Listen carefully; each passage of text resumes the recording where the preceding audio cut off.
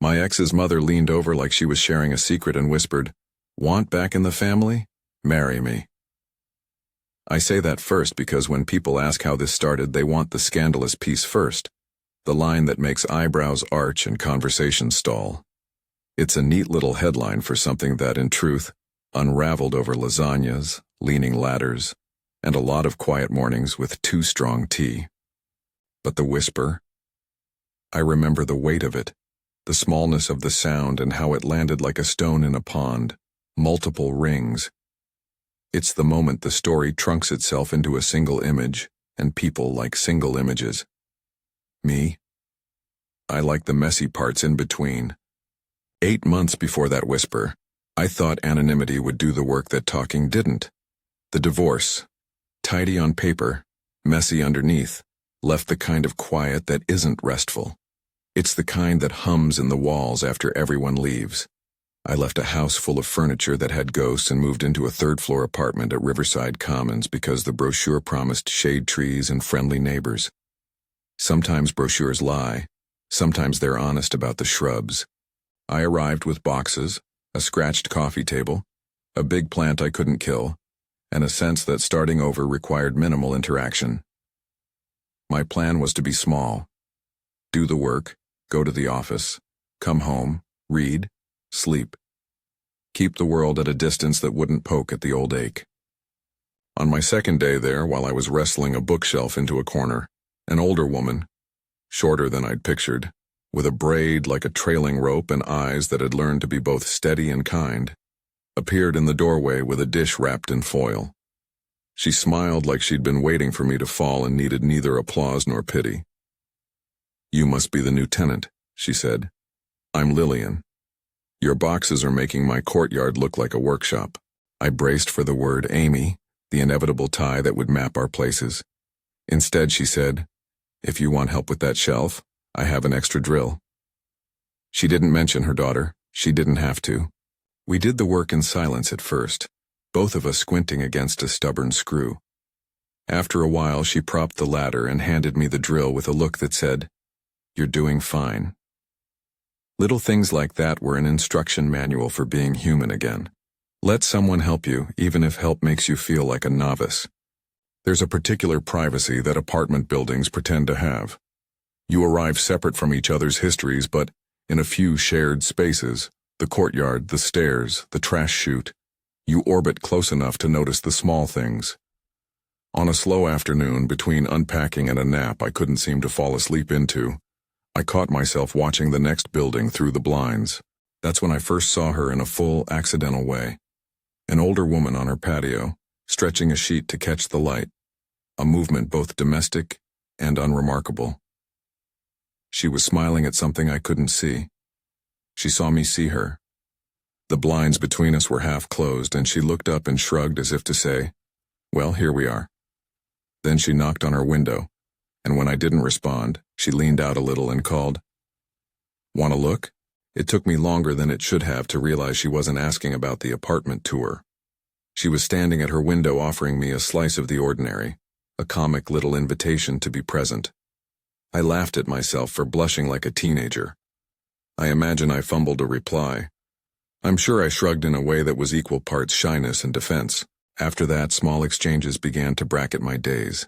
She would set a cup of coffee on the low wall outside her door and leave a note. "Tea at 9? Or, borrow my ladder if you like." The notes arrived like steady planks across a chasm. I didn't know yet whether I wanted a bridge. So here's the part where you probably expect a montage. Lasagna delivered in paper plates, quiet afternoons rearranging books, our hands meeting at the edge of a sink while washing dishes that weren't either of ours. That would be true, but those are highlighted moments in a stretch of ordinary living. The thing that grew between us was routine. It was the repetition of small kindnesses that stopped being neighborly and started being essential. The first real conversation that felt like more than polite neighbor talk happened over a crooked shelf. I was too proud not to keep upright. I'd been trying to level it for weeks. It leaned like a confession. Lillian knocked on the door with a small toolkit and a smile that said, "I see you trying." She sat on my floor like she'd been planning to since morning and said, Books will fall if shelves don't tell the truth. She told me about Richard then, slowly, not all at once. He was mentioned as if he existed in a different, quieter house. She spoke in fragments that made the picture of him whole. The afternoons he spent at the club, the way he'd smile at parties but not at the kitchen table, the small departures that proved bigger after they accumulated. There was no dramatic final scene in her telling. Instead, there was a series of quiet withdrawals that finally closed a door. I stayed because I thought leaving would mean I failed, she said, turning the screwdriver in her hand with a practiced motion. The screwdriver was an anchor for her memories. She didn't look at me when she said it. Maybe she wanted to be sure I understood without pitying her. I know what that feels like, I said before I thought. I had not known before that the sound of someone else admitting the same fault would feel like an unlock. When I moved my hands to steady an uncooperative plank, I felt less like the man whose divorce was pasted to his name. Lillian's presence in that room, her steady voice, the way she balanced a tool on her knee, demanded nothing of me but participation. It was, more than anything, permission to be ordinary. We started exchanging dinners. She dropped off lasagna, still warm, with a note that said, "Eat. Don't make a decision tonight." Sometimes the lasagna arrived with an extra piece for the neighbor who lived under her window, who liked jazz and played records on rainy Sundays. Sometimes it arrived with a small jar of something pickled and scribbled advice about draping a blanket over a drafty window. Those meals did their slow work. Food is a particular kind of medicine. It sits in the stomach and in the head and says, "You will eat tonight," and that in itself is an act of repair. We ate on mismatched plates in my small kitchen, and our conversation was not the kind you get on dates, but the kind that happens when two people have been awake at night and finally decide to talk about the noise keeping them up. We traded stories about childhood summers and the way grief had a smell, a kind of dust that doesn't wash off. Morning tea on her patio began as a curious experiment. She had a little table that had once been white and was now the comforting gray of furniture that has been lived in and forgiven. We sat there with mugs that steamed in the chill of early light. People tend to think that reparative work is grand, an immense effort, a retreat, a dramatic conversation. But mostly it's discipline. Show up, tell truth, make tea. She told me about the exact day she'd realized she could no longer pretend. It was the smallest thing, she said. A shirt he'd worn so long it had stopped carrying his shape. The absence of a message on a Tuesday. She was precise with these details. It made sense. Explanations that are messy often hide the scalding of the real wound. She didn't ask for sympathy. She offered me hers. That changed something. "You think you failed?" she said to me one morning without preface, as if concluding a thought she'd been sitting with. We had been discussing how people talk about failure after divorce, like it's a stamp on a passport. She looked at me with a steady kindness that made me embarrassed of my own defenses. I did, I admitted. It felt like I walked out on a life I didn't know how to keep. "You didn't fail," she said. Not in a pep talk way, not in a cute feel-good tagline. It landed as fact. You didn't fail. The 3 words were small, but they had the force of a verdict lifted. When someone tells you, "You didn't fail," not because they're trying to make you feel better, but because they are saying what they think is true, you feel the world tilt a little, like it's finally aligning with a compass you hadn't noticed. That sentence, "You didn't fail," did more than soothe. It opened a door I'd kept closed. Guilt was a comfortable companion. It told me I deserved better and deserved worse equally. Being told otherwise felt foreign, and it felt like permission. In the weeks that followed, the pattern of our mornings and shared small labors tightened. I'd bring coffee from the corner shop, and she'd bring a plate of toast when my mornings were particularly bad. Once, she found me on my balcony, trying to decide whether to call a friend I'd promised to see and then canceled. She didn't scold. She handed me a blanket. "People go," she said. "They don't always mean mean things." It was as if she'd learned the art of speaking without forcing advice to land. Neighbors noticed. Mrs. Patterson across the courtyard watched everything with the keen attention of a woman whose job in life seemed to be cataloging other people's decisions. Carmichael and his wife nodded when we passed them, which in their world was a full comment. Mr. Chun offered gardening tips in the opinion that fresh herbs were the first step toward a healed home. People in small communities have long memories and an appetite for small talk that often translates into larger judgments. Brandon noticed too. Brandon is the coworker who's known me since before the divorce, someone to whom my entire history is a single thread. We spoke one lunch about the ethics of neighborliness, about where a man's obligations live after a marriage ends. He doesn't have a taste for subtlety when he's worried. "You sure you want to let that family tie rehappen?" he asked, resembling a man who keeps stock of reasons to avoid complications. He was concerned about how others might interpret things, how the story might be told unkindly. "There's gossip. There's a version of this that's ugly." I told him that I had outlived certain fears. Maybe I lied a little. Maybe I was simply not ready to catalog every risk. At the time, his warning was the kind of thing I filed away like old insurance. Useful in theory, rarely consulted in practice. It was around this point that our exchanges deepened in ways neither of us could have scripted. It wasn't sudden. One afternoon I came back from work to find my apartment smelling like lemon and rosemary, and something acknowledging itself as home. Lillian had been tidying my kitchen, small, unasked-for repairs, and had left a note on my counter. "You'll never be finished unpacking your life. Start with a cup of tea." That afternoon, she sat on my couch like she'd always done it, and we talked about the habit of apologizing for things that weren't ours to apologize for. "I spent 20 years apologizing for Richard's absences," she said, and I could feel the lines around her mouth soften as if muscle memory was finally letting go.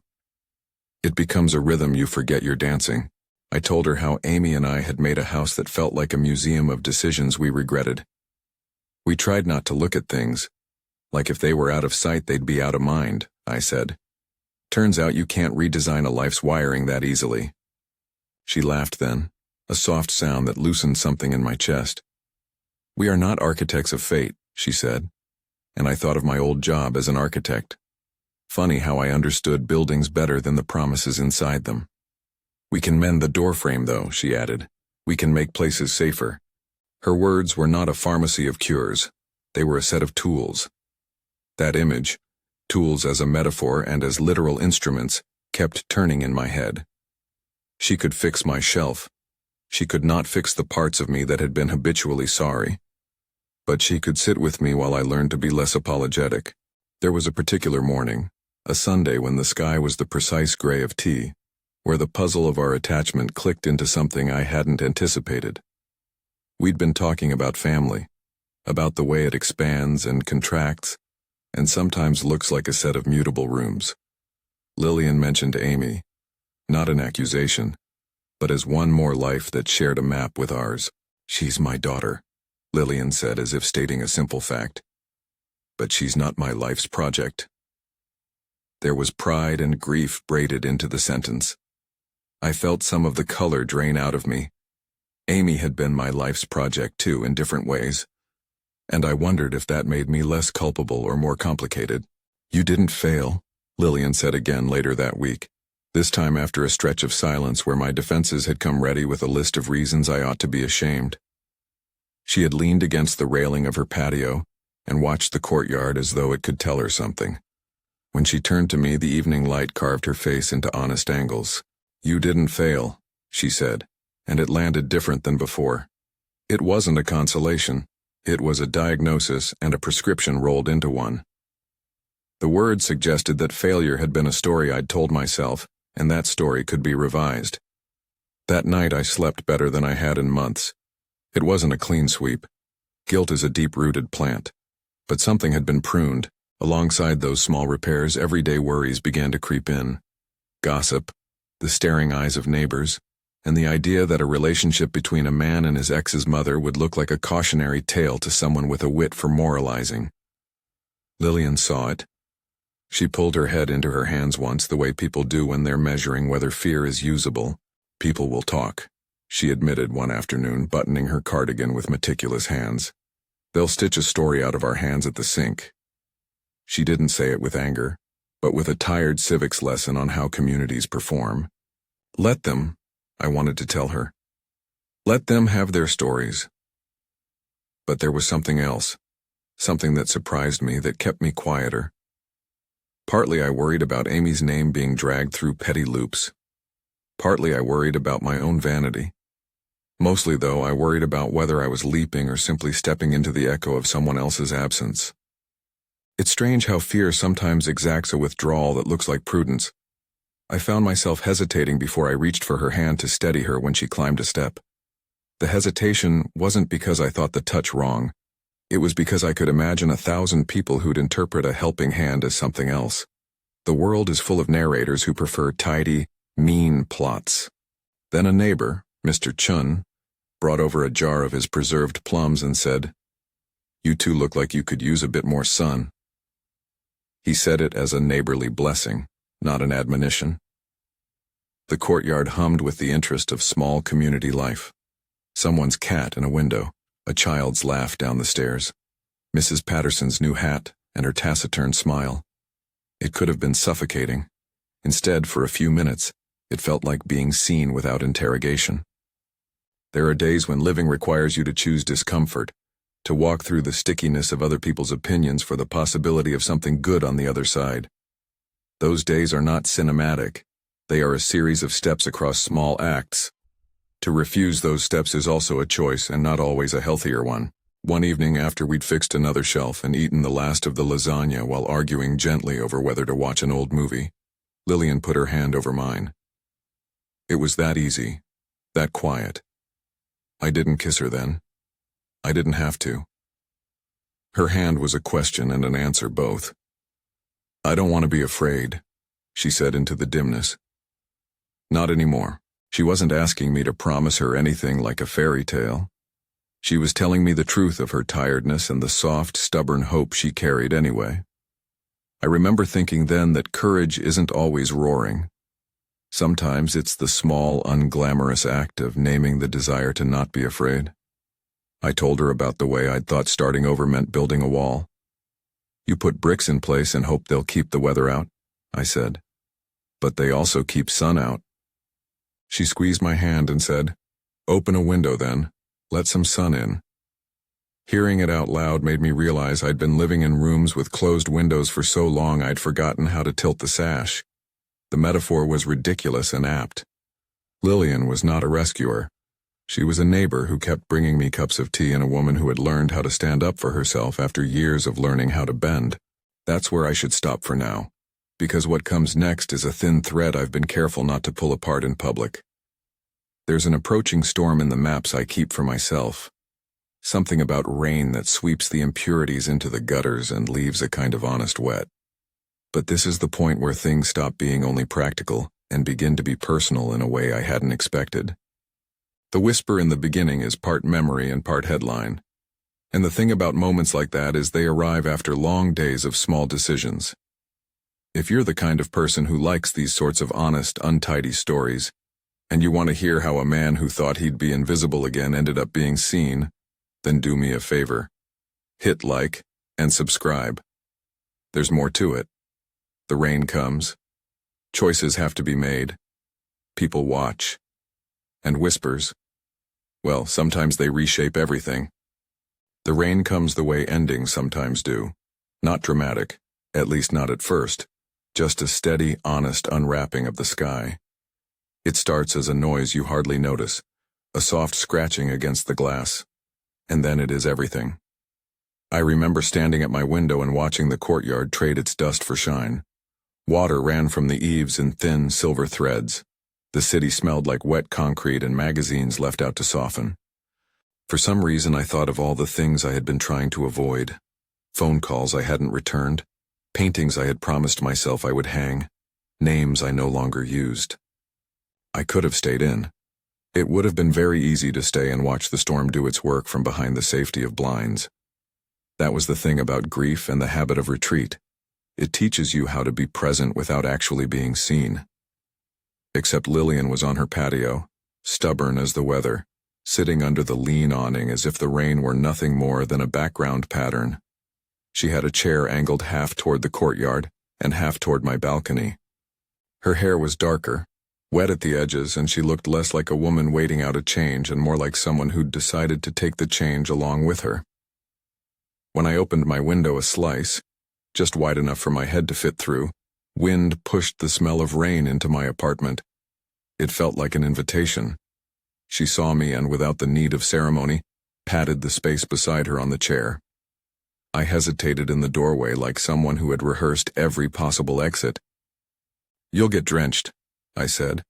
"The kind of observation you make when you want to ask a question but suspect the answer will rearrange your life. Sometimes you have to let the weather do the cleaning," she said, and smiled in a way that suggested she had let storms wash her more than once. Her voice was low against the steady sound of water. "Bring the blanket." I took the stairs two at a time and risked all sorts of practical follies, slipping on the last step, my shoe squelching, the world narrowing to one intent: get to her. The courtyard smelled like wet earth and something green and full, Mr. Chun's herbs and the small patch of grass by the bench. There were a couple of other umbrellas drifting like a parade of small black islands, but it felt as if at that moment, the building had narrowed to 2 chairs and 1 shared blanket. We sat under the awning and waited until the rain softened into a pattern that made speech smaller and possible. There was a point where the steady fall made everything a kind of hush. We wrapped the blanket around our knees like an agreement that the world could be both bleak and tender at the same time. "I keep thinking of the things I should have done differently," I said finally, because silence had already opened the space for confession.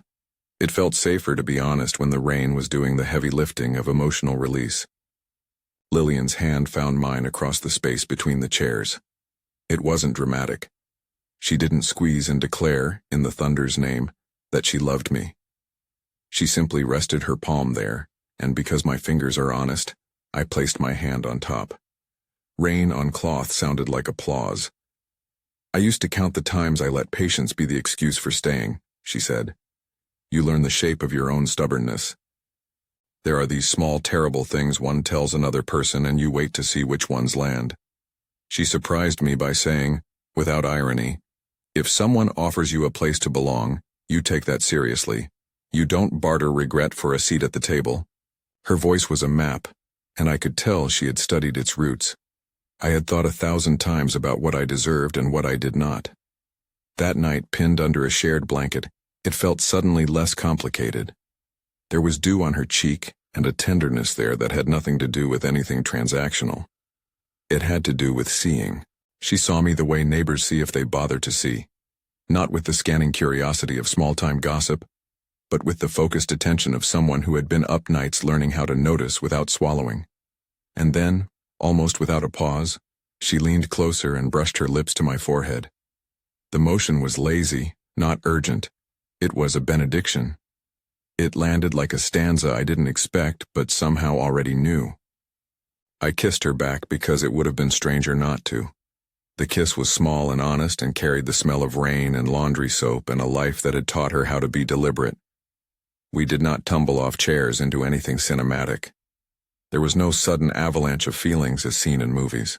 There was instead a steady, dangerous line between us that had, in the past months, been disguised as neighborly habit. After the kiss there was, predictably, a hush, because the world had become sharp and present.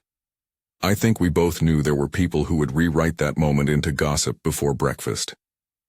I thought of Mrs. Patterson across the courtyard, trimming her roses in her slippers. I thought of Brandon's practical concerns and how easily a town like ours makes myths out of ordinary acts. The rain kept falling, as if to remind me that nature doesn't care much for narratives people write about each other. "I don't want this to be some dramatic correction," Lillian said. "I don't want it to be an attempt to prove anything to anyone." "I don't either," I answered, because honesty had become our currency. I stopped because words are clumsy in the presence of decisions. She leaned closer again, and this time in a voice that was as quiet as the rain itself she said, "Want back in the family? Marry me." The whisper landed exactly as it had in that first sentence I said aloud to the world. Intimate, scandal-adjacent, and entirely weighted with meaning.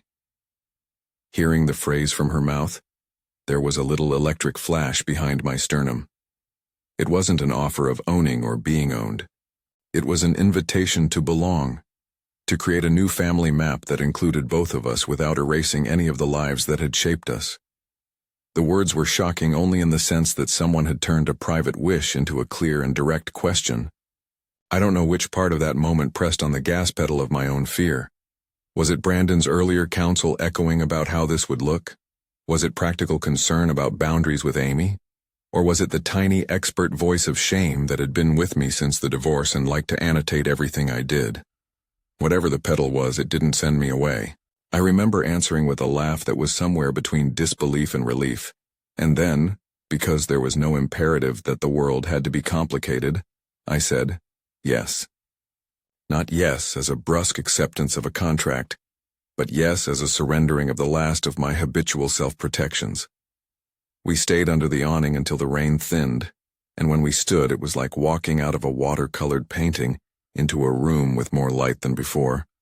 Our hands found each other as if they'd been practicing. There were decisions to be made, practical ones, legal ones, and a bunch of social ornaments stitched with long memories. Lillian insisted, quietly, firmly, that this could not be a way to erase Amy or make up for any unfinished equation inside either of us. We would not stage a symbolic vanquishing of the past. Instead, we would make an honest plan. We would tell the people who needed to know. We would be transparent with the boundaries we had to build, and we would take small steps. She wanted a small ceremony in the garden. I wanted something that didn't feel performative. We agreed on both. Graham noticed what he always notices: elegance to be admired and a social angle to be considered. He was the kind of man who could appear as if the world were a private club and he had the key. When he began to ask Lillian to join him for lunches, gentle invitations that read in their precise way as offers of convenience, I could tell it bothered her. He had a way of talking that assumed continuity, that people remained who they were and that history could be rounded off with a check and a smile.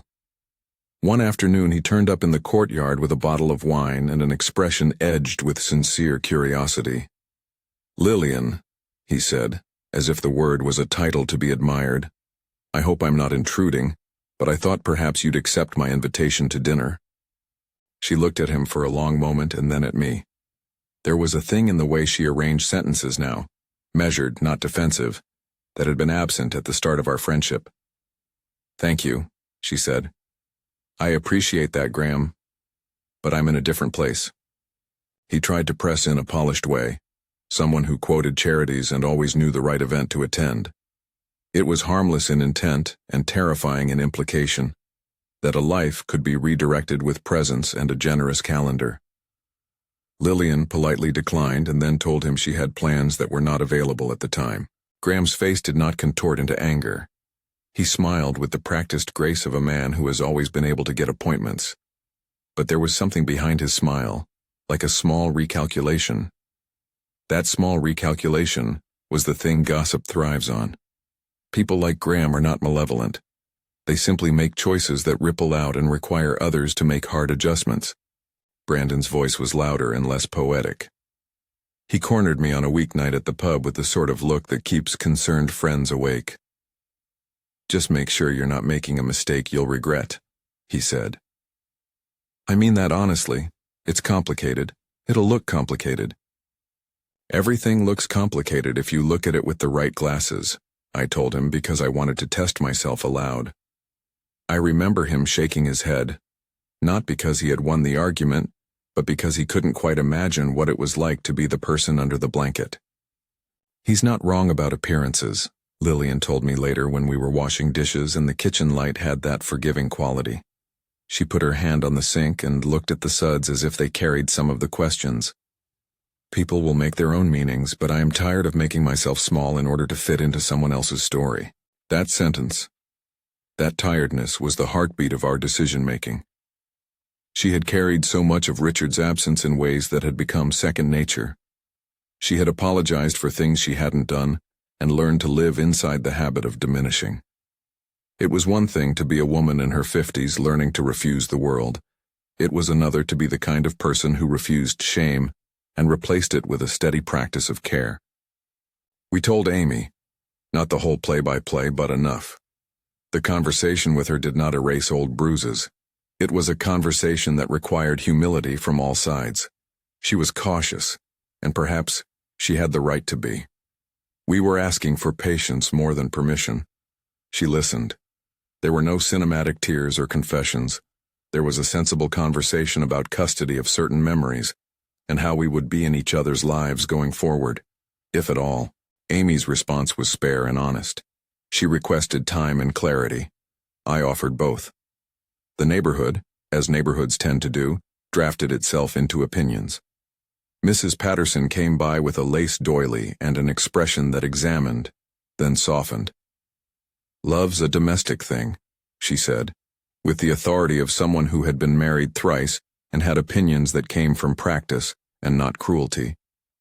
"As long as there's tea at 9, I'll see nothing to fuss about." Mr.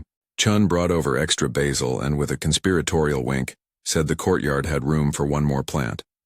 The Carmichaels gave us a cautious blessing and asked if they could host a pre-wedding potluck where everyone brought a dish and a story. It wasn't all quiet acceptance. There were choices made by people who liked to fit life into instructive tales. There was whispering behind hands, the kind of consternation that reads as moralizing instead of curiosity. But for every person who had a sharp edge, 3 would stop and ask about the garden or hand over a jar of something they'd made. That is how it often goes in small communities. Judgment and kindness arrive in the same postal package. The wedding itself was small and made chiefly of things that reminded me of how we had arrived there. Mismatched chairs, string lights, lasagna reheated in disposable dishes, and a playlist that belonged to no one band, but to all the moments in between. We had agreed on vows that sounded less like promises to perform and more like everyday pacts. Lillian's was short, the kind of sentence that can be said without grand gestures, but said instead with a look that curves a life. "I will make tea in the mornings even when you say you don't want it," she said, laughing at herself. "And I will tell you you didn't fail, even when you forget to tell yourself." I promised to be more present with shelves and to fix what I could and to call out for help when I couldn't. It was intimate and human and unshowy. Mrs. Patterson cried in a way that surprised everyone. It was the way people cry when they are moved by the courage of others, rather than by the spectacle of a life. Graham sent a note with a bouquet when he couldn't attend. He wrote about wishing both of us well and about the dignity of people who make their own choices. Brandon was the groomsman who looked like a nervous best man, and then made a toast that was literal and ridiculous, and therefore perfect. The neighbors who had watched us in the beginning now watched us with a softer curiosity. Mr. Chun came with a platter of dumplings that tasted like forgiveness, if forgiveness can be made with ginger and vinegar. It wasn't a town-wide consensus. We didn't expect or receive that. But we found, unexpectedly and gratefully, more support than ferocity. People in small places often object less because they realize that other people's lives are messy, and also because shared laundry is important. You rely on the same neighbors for the same small kindnesses. We had perhaps been given a pass because we remained decent about it. After the wedding, if one can call our modest gathering a wedding in the sense the word is usually thrown around, we moved. Lillian's old house, the one where she'd lived with the memory of Richard like a piece of old furniture, found itself filled, not with the ghost of an absence, but with actual human presence. We moved boxes together and argued about where the bicycle should go and whether the lamp in the reading nook should be taller. I learned which drawers she liked to keep tea in and which shelf was reserved for her husband's golf trophies, small relics of a life that had shaped her but did not define her. People asked if I felt younger. Some said I looked younger, luminous in the softer light of a life that had been tended. The truth is smaller. Some days I felt less heavy. Guilt, like mold, does not disappear overnight. It is treated. There were nights I would still wake with the feeling of having done something wrong, an old reflex from the marriage that required careful labor to change. Lillian would wake too, and sometimes we would lie there in the dark and name the things that scared us. Sometimes we would hold hands across the blanket and not speak. Those quiet acts of presence felt like the real vows. Life settled into a rhythm that wasn't theatrical. It was the kind of love that existed in the overlap. We loved each other in the margins, in the unfamous moments. The way we stacked plates, the way she watched me tilt a picture straight and didn't come to fix it because I wanted to learn how to do it right. There was a tenderness to the small failures we let each other have. Once, early on, there was a conversation about family and the way families talk, pragmatic, full of logistics as much as emotion. Amy had a question about the holidays, worried about awkwardness and what the future would look like for her and anyone she might date. We talked about it with care. There was a moment when our choices required more than romantic rhetoric. They needed practical respect. We wanted to be fair. We wanted to avoid doing harm. We wanted to be clear. That took time. We messed it up sometimes. We apologized and tried again. The community garden became our Sunday ritual. We planted basil and rosemary and a stubborn lemon tree that refused to believe our winters were permanent. Mr. Chun taught us about pruning and the philosophy of taking propagating cuttings instead of waiting for miracles. Mrs. Patterson brought over her mother's lemon cake recipe and lectured us on the proper way to toast a slice of bread. The courtyard turned into a place stitched with our daily lives. Children who hadn't been born when Richard had presided at the parties that used to happen at Lillian's house now claimed a corner of the garden as their own. It was not erasure, it was accumulation. Gossip, which had promised to be a tidal wave, dwindled into small ripples that made us laugh. Someone would always have an opinion, but as time went on, our little ceremony and our carefulness hardened the rumors into truisms about the ordinariness of people trying to do right. There were days when a neighbor would stop by to borrow a cup of sugar and leave with an invitation to dinner. There were days when we were left to our own devices, deliciously quiet. Brandon eventually stopped calling our decision a scandal and started calling it an example of courage, which I think was more his way of admitting he didn't know all the answers. He brought me a bottle of whiskey on my 51st birthday. Not my 51st, but a private joke about being older than my years. And said, "I'll admit I was worried. You look happier. Thank you for being brave in some small way." We learned slowly that making a home together was less about grand gestures and more about ordinary care. Lillian kept telling me in small ways, "You didn't fail," and I returned the favor in the ways I could. By being present, by fixing what needed fixing, by showing up for the small things she valued. The sheltered, private impulse to retreat was gradually replaced by this. If someone sits by your window and offers you tea, you open the window a little and allow warmth in. There were moments of friction, obviously. We argued about which photos to hang, about whether to give too many of Lillian's possessions the place of honor, or to shelve them properly. We were not perfect. We made mistakes and then apologized, which, in itself, felt like a kind of intimacy. We didn't pretend the past had never happened. We simply gave it a place on a shelf where it could be acknowledged and not always handled.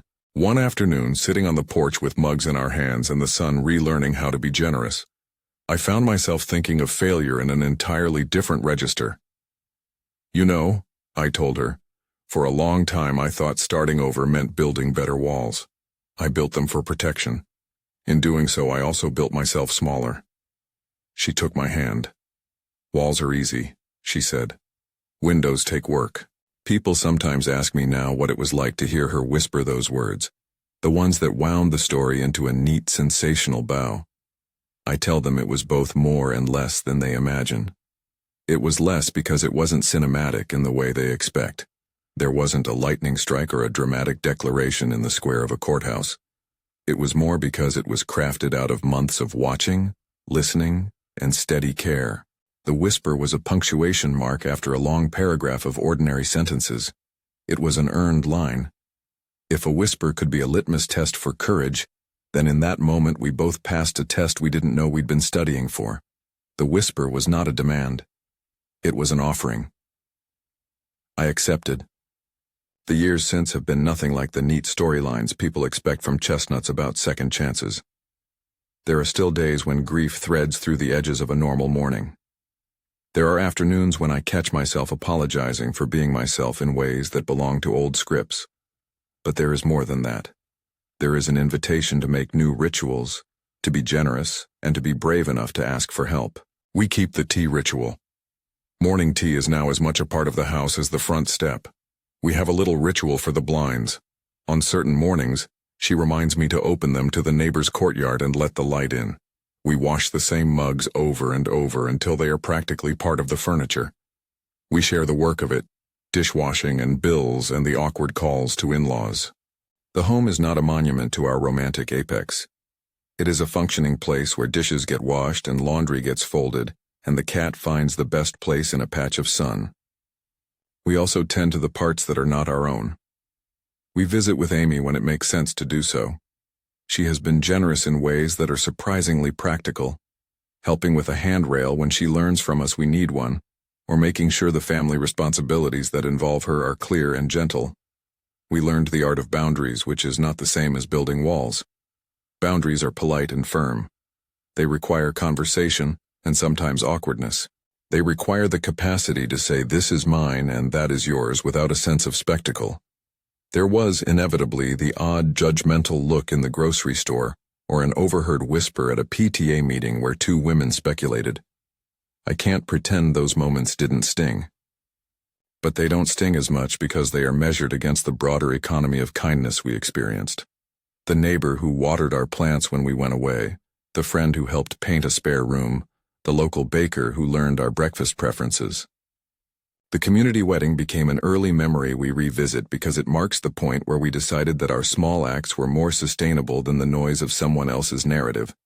We married in a circle of those who had stayed close enough to see the ordinary work. It was not a billboard. It was a ledger of care.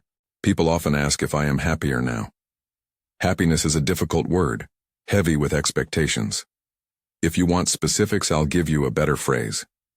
I am more at peace with the shape of my life. There is less of the reflexive shame that used to curate my days and more of a calm attention to what is in front of me. I wake up some mornings and think, with the sort of clarity that tastes like tea, I did not ruin everything. I made different mistakes, sure, but I am allowed to be here. Lillian sits across from me and hands me the mug and says, with the studied tenderness that has become our language, "You didn't fail," and I believe her more each time. We celebrate small anniversaries, the day we both realized the shift, the day we got married, the day we planted the lemon tree. On those days we cook the lasagna that marked the early phases of our friendship, and we eat it on paper plates while the children from the building play at the bottom of the stairs. There are gifts of sticky hands and drawings that get taped to the refrigerator, and there are simple arguments about who will clean the bird cage in the shared courtyard. Looking back, I see the arc of the whole thing as less a sudden swoop and more a long, patient tilt. There was a quiet bravery in both of us moving toward the other, in refusing to let gossip be the governor of our choices, and in choosing slow, ordinary acts over spectacle. The whisper did what whispers do. It moved the air in a small way and invited us to respond. I get asked sometimes whether I would do it again, whether I would choose so publicly to be with the mother of my ex-wife. My answer is always the same. I would choose presence. I would choose honesty. I would choose to keep putting the kettle on and sitting in the rain when the world insists on staying dry. If there's a practical thing I would offer somebody going through a similar reckoning, it is this. Learn to let people help you. Not because they will fix you, but because they will keep you company while you do the harder work of changing. There is a humility in accepting cups of tea and a dignity in saying aloud, "I need a hand." One spring evening, a few years in, I found myself standing at the window where I'd once watched Lillian stretch a sheet and ask, "Want to look?" We had our curtains open now. The blinds were a courtesy to the sun, not a defense. I could see Mrs. Patterson dabbing something at her porch table. The Carmichaels were pruning roses like a couple who knows that attention keeps love from going feral. Mr. Chun waved with the same timeless generosity that had given us basil when we first moved. Lillian came up behind me and leaned her head against my shoulder. "Do you remember when you watched me through the blinds?" she asked. "I do," I said. "I remember thinking you were a mystery." She laughed softly. "And now?